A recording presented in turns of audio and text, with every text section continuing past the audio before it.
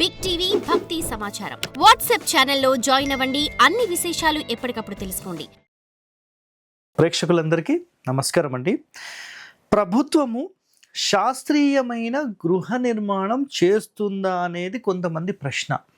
ఏంటంటే సార్ ఒకటైతే మాకు క్లియర్, గవర్నమెంట్ మాకు ఏదో డబుల్ బెడ్రూమ్ ఇల్లు ఇస్తుంది, ఏదో కేసీఆర్ తరఫున ఒక చిన్న ఇల్లు వస్తుంది, ఒక ఇండివిజువల్ హౌస్ వస్తుంది, ఒక అపార్ట్మెంట్లో ఫ్లాట్ వస్తుంది, ఇండివిజువల్ ఫ్లాట్ వస్తుంది, లేదంటే కంబైన్డ్ ఫ్లాట్ వస్తుంది, ఒక సింగిల్ పోర్షన్ వస్తుంది, డబుల్ పోర్షన్ వస్తుంది, ఆంధ్రాలో మాకు వస్తుంది.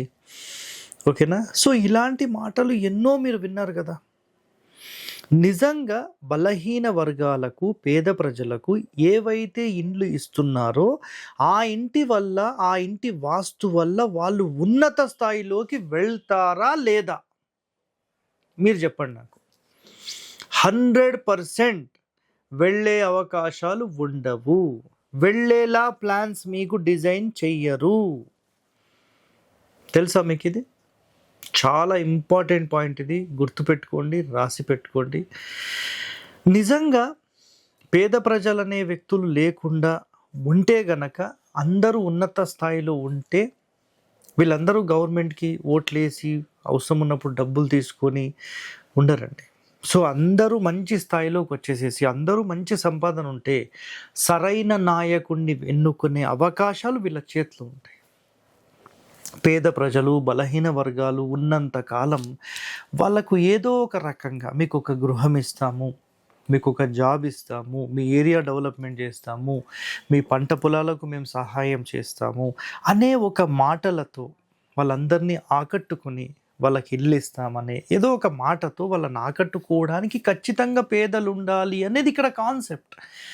గుర్తుపెట్టుకోండి మీరు. ఒక గవర్నమెంట్ బిల్డింగ్ కడుతున్నారు అంటే ఒక స్థపతిని నియమించి టోటల్ కొలతలన్నీ తీసుకొని అక్యురేట్ మెజర్మెంట్స్తో ఆ బిల్డింగ్ నిర్మాణం జరుగుతుంది. ఒక టెంపుల్ జరుగుతుంది, ఒక సెక్రటరేట్ జరుగుతుంది. మరి ఇన్ని మొత్తం శాస్త్రీయంగా చేసిన ప్రభుత్వాలు మరి ఒక సాధారణ పేద ప్రజలకు ఎందుకు చేయదండి? ఆలోచన చేయండి. అర్థమైందా నా పాయింట్? సార్ మరి మీరు ప్రభుత్వం గురించి మాట్లాడుతున్నారు, మరి మీరేమన్నా చేయగలుగుతారా? చూడండి సార్, ఒకటే మాట. ప్రభుత్వము ఎప్పుడైతే ఒక గృహ నిర్మాణం చేసి ఇద్దామని డిసైడ్ అవుతుందో ఇమ్మీడియట్ నెక్స్ట్ యాక్షన్ ఏముండాలంటే, ఒక శాంపుల్ డ్రాయింగ్ తీసుకొని ఒక వాస్తు కన్సల్టెంట్ని కూర్చోబెట్టి ఈ ఏరియా మొత్తం అందరికీ ఏ కొలత ప్రమాణం ప్రకారం ఇంటి నిర్మాణం చేసి single bedroom are double bedroom ఇస్తే వాళ్లకు యోగిస్తుంది అని అడగండి. మేము చేసిస్తాం. నేను రెడీ అండి, నేను రెడీ, నేను చేసిస్తాను. డబ్బులు కూడా అవసరం లేదు. అర్థమైందా? ఎవరైతే అలాంటి ఇంటి లోపల ఉండి వాళ్ళ డెవలప్మెంట్ అట్లా చూస్తూ ఉండాలన్నమాట ప్రతి ఒక్కరు. అర్థమైందా? సో గవర్నమెంట్ నిజంగా సపోర్ట్ చేయగలిగితే పేద ప్రజలు పేద స్థాయి నుంచి ఉన్నత స్థాయిలోకి మెల్లిమెల్లిగా అడుగులు వేస్తూ వెళ్ళే అవకాశాలు ఉంటాయండి. చాలామంది గుర్తుపెట్టుకోండి ఈ మాట. చాలామంది కూడా ఎవరైతే ఆంధ్రాలో కానీ తెలంగాణలో కానీ ఎవరైతే కేసీఆర్ ఇండ్లు అని, లేదంటే ఏపీ తెలంగాణలో అంటే ఎవరైతే గవర్నమెంట్స్ స్థలాలు ఇస్తున్నాయి, సో ఇందు లోపల కరెక్షన్ చేయడానికి వెళ్ళిన చాలా ఇండ్లు డ్యామేజెస్ ఉన్నాయి. 100% అది. మెయిన్ డోర్ ఆపోజిటే టాయిలెట్స్ వస్తాయి, మెయిన్ డోర్ ఆపోజిట్ క్లోజింగ్స్ వచ్చేస్తాయి. సో ఇలాంటి కాకుండా ప్రొఫెషనల్గా ఒక ప్లాన్ డిజైన్ చేస్తే చాలా బాగుంటుందండి, గుర్తుపెట్టుకోండి. అయితే ఇప్పుడు ఇక్కడ క్వశ్చన్స్ చూడండి. ప్రభుత్వము శాస్త్రీయమైన గృహం నిర్మిస్తుందా అంటే 100% నిర్మించదు, అది క్లియర్ కట్. అది ఓకేనా? బలహీన వర్గాలకు క్లియర్ కట్ కదా, రైట్. మరి ఋషులు ఆశించింది ఏంటి? చూడండి, అందరి జీవితాలకు అనుకూలముగా సుఖమయం చేసుకొని యోగ్యమైన ఇంటి నిర్మాణం చేసుకుంటే వారందరూ యోగ్యులుగా మారుతారు. ధనంలో కోట్లు సంపాదిస్తారు, ధనంలో లక్షలు సంపాదిస్తారు, పెద్ద పెద్ద బిల్డింగ్లు కడతారు. కాదండి, యోగ్యులు అంటే మంచి ఆలోచన విధానం, మంచి ఉన్నత స్థాయి చదువులు చదివి అన్నీ ఆలోచించి ఎలాంటి నిర్ణయం చేయాలి, ఎలాంటి బిజినెస్ చేయాలి, ఎలాంటి జాబ్ చేయాలి, ఎలా ఒక ప్రొఫెషనల్గా ఉండాలి. సో ఇవి అన్నీ నేర్చుకున్న ఏ వ్యక్తి ఈ ప్రపంచం మొత్తంలో ఎక్కడికి పోయి అయినా లీడ్ చేయగలుగుతాడు. అలాంటి ప్రొఫెషనల్స్ మనం తయారు చేయాలి. సో ఒక మంచి అద్భుతమైన వాస్తు ఇంటి లోపల ఉంటే వాళ్ళ ప్రవర్తన విధానం మారి వాళ్ళే మంచి స్థాయిలోకి వెళ్ళే అవకాశం అనేది ఉంటుంది. ఇది గుర్తుపెట్టుకోండి అందరూ కూడా. నెక్స్ట్ చూడండి ఇక్కడ పాయింట్స్. ప్రభుత్వము లక్షల గృహాలు బలహీన వర్గాల కోసం నిర్మిస్తున్నారు. ఇది వాస్తవమే, రైట్.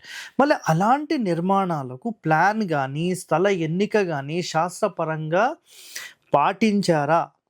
చూడండి ఒకసారి. పాటించలేదు కదా. సో పాటించక అపయోగ గృహములు నిర్మించి ఉపయోగం లేని గృహాలన్నమాట నిర్మించి అందు నివసించు వారి భవిష్యత్తు అస్తవ్యస్తం చేస్తున్నారు. గుర్తుపెట్టుకోండి మాట.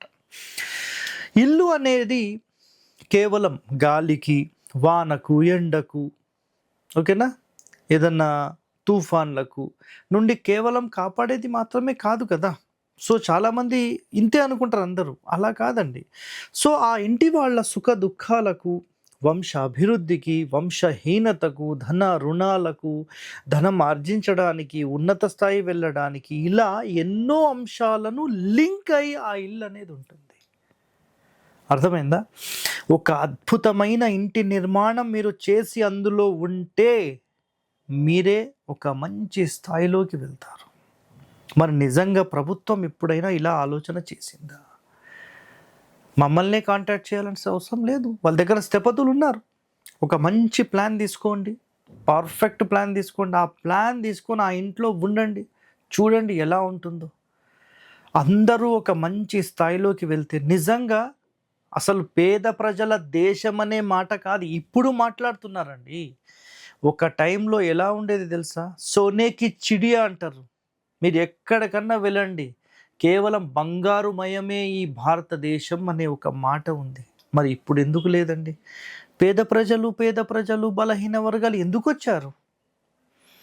ప్రతి ఒక్కరికి వృత్తి అనేది ఉంది. మరి అదంతా పోయింది. ఎలా పోయింది?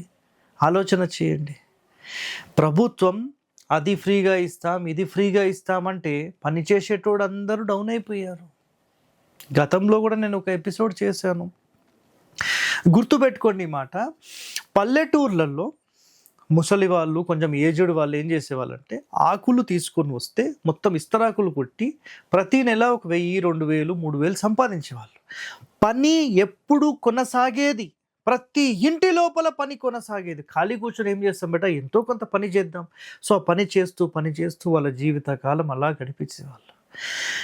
ఎప్పుడైతే ప్రభుత్వాలు పేద ప్రజలకు, ముసలి వాళ్లకు మేము 2000 ఇస్తాం, 3000 ఇస్తాం, 4000 ఇస్తాం అనే మాట వచ్చిందో, నాకు గవర్నమెంట్ ఇస్తుందా, ఆ పని చేయాల్సిన అవసరం ఏముంది, ఆరాంగా కూర్చొని తింటా నేను అనే మాట వచ్చిన తర్వాత ఈ పని మొత్తం బంద్ అయిపోయి మంచి ఇస్తరాకుల్లో తినే మనము, ఆకులతో తయారు చేయబడే ఇస్తరాకుల్లో తినే మనము ఇప్పుడు ప్లాస్టిక్ దరిద్రంలోకి వెళ్ళి ఆ ప్లాస్టిక్లో వేడి పదార్థాలు వేసుకొని ఆ వేడి వల్ల అందులోని ప్లాస్టిక్ కరిగి అది మనం తిని మనం క్యాన్సర్ కారకాన్ని తీసుకొని వచ్చి మన ఆరోగ్యాలను డ్యామేజ్ చేసాం. దీనికి కారణం ప్రభుత్వం కాదా? మీరు ఆలోచన చేయండి. సో చెప్పాలంటే చాలా ఉన్నాయండి, అర్థమైందా? సో అవన్నీ ఇప్పుడు వదిలేసేయండి, మనం వాస్తుపరంగా మాట్లాడుతున్నాం. సో యోగ్యమైన ఇల్లు కట్టుకోకపోతే వాళ్లకు ఏమాత్రం అభివృద్ధి అనేది ఉండదు. పేద ప్రజలు పేదలుగానే ఉండిపోవాలి వాళ్ళ జీవితాంతం. నేను అలా ఆశించను.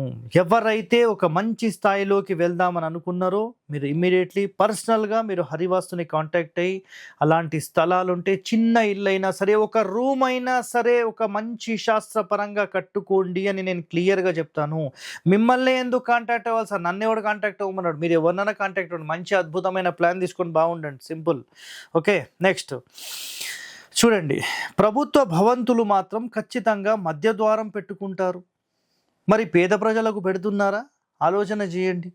మధ్య ద్వారంతోనే ప్రతి గవర్నమెంట్ బిల్డింగ్ ఉంటుంది. It's a clear cut word, కావాలంటే చెక్ చేసుకోండి. మరి పేద ప్రజలు, బలహీన వర్గాలు ప్రతి ఒక్కరూ మధ్య ద్వారంలోకి వస్తే అందరూ కూడా ఒక టాప్ లెవెల్ రేంజ్ వెళ్ళిపోతారు. గుర్తుపెట్టుకోండి. ప్రజలను కూడా తయారు చేయాలంటే నంబర్ 1 డోర్స్. ఏం డోర్స్ అండి? మధ్య ద్వారాలు మాత్రమే.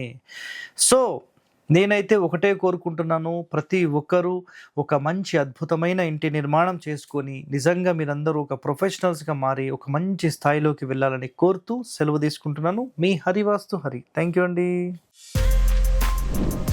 For more videos like this, subscribe Big TV channel.